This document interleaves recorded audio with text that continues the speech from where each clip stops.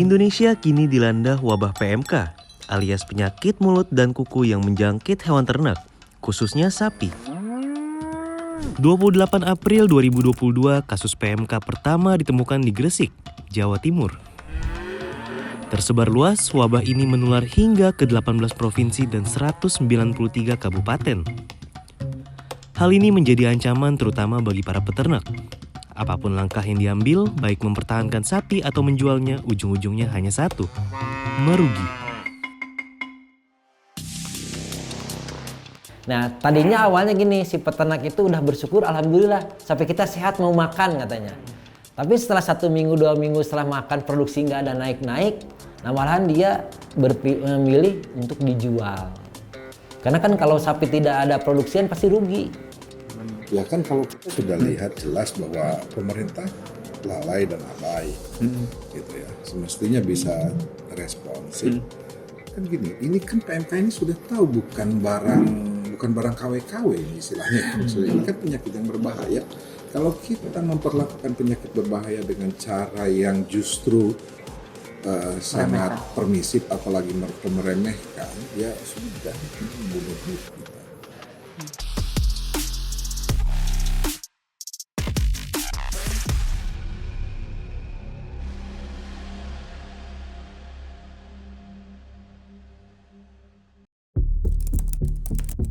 Sebelum membahasnya lebih dalam, mari kita lihat peta sebaran PMK skala nasional. Berdasarkan data siaga PMK per 19 Juni 2022 pagi, sekitar 185.000 ekor sapi terkena wabah ini. Dari total sapi yang pernah terjangkit tersebut, 56.923 sapi diantaranya sudah sembuh. 1.300-an sapi lainnya dipotong bersyarat. Sedangkan untuk kasus kematian mencapai 921 ekor. Saat ini tersisa 125.688 kasus sapi yang terjangkit atau belum sembuh. Dari angka ratusan ribu yang terjangkit, hanya 51 ekor yang sudah mendapatkan vaksinasi. Penyakit ini mewabah di 19 provinsi, 5 provinsi tertinggi dipegang oleh Jawa Timur, Nusa Tenggara Barat, Aceh, Jawa Tengah, dan Jawa Barat. Tentu kasus ini membuat banyak pihak kesulitan, baik peternak maupun pekerja pabrik. Dengan berkurangnya produksi terutama susu perah membuat peternak maupun pekerja pabrik terancam kehilangan mata pencahariannya jika wabah ini berlangsung semakin lama dan semakin meluas. Di samping peternak, organisasi juga dampaknya sama. Karena satu-satunya sumber mata pencaharian dari koperasi KWS adalah dari susu. Semua gaji karyawan apa-apa itu dari susu. Kalau misalkan nanti produksi nggak ada, kita juga mungkin terdampak. Salah satunya karyawan.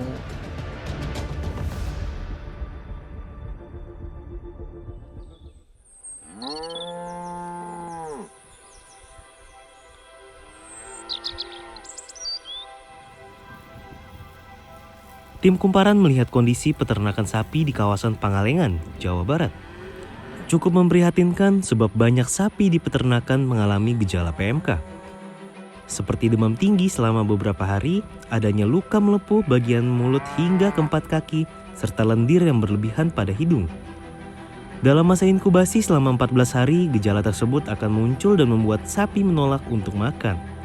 Melemahnya kondisi pada tubuh sapi tentu berdampak pada produksinya yang turun lebih dari 50%. Kita kan maunya vaksin. Kedua, peternak yang korban itu bagaimana kompensasinya? Yang mati yang dipotong. Kemudian sambil nunggu vaksin, ternak-ternak yang sudah terkena ini harus ditangani. Kita butuh amunisi. Dokter hewan itu butuh amunisi. Obat-obat ini. Kalau karena perusahaan obat itu tidak banyak sekali, semuanya nggak nyetok. Habis.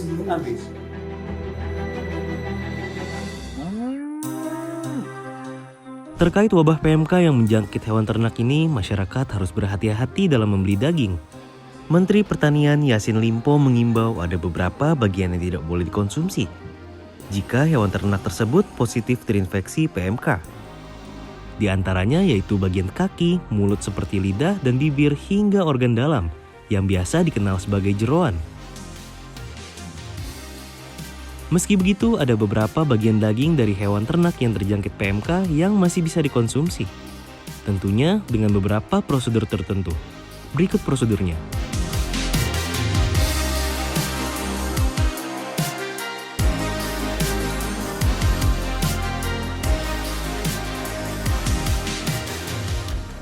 Jika peternak memutuskan untuk terus merawat sapi yang terjangkit PMK hingga sembuh, tidak ada jaminan akan produktif kembali seperti normal dengan cepat.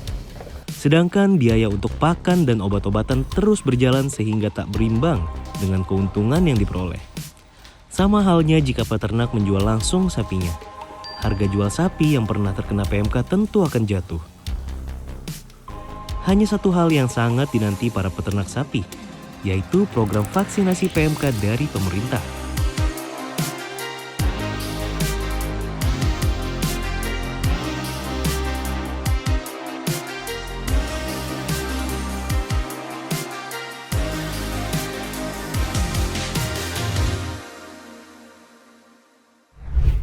Vaksin, itu satu-satunya.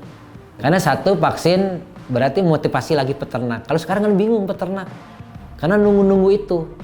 Kalau udah divaksin kan nanti bisa berlanjut. Contoh tadi misalkan, kalau seandainya kita menjual, kita bisa membeli kan sapi-sapinya sudah sehat, yakin. Kalau sekarang kan bingung, meskipun kita punya uang, mau beli sapi takut kan. Akhirnya seperti itu.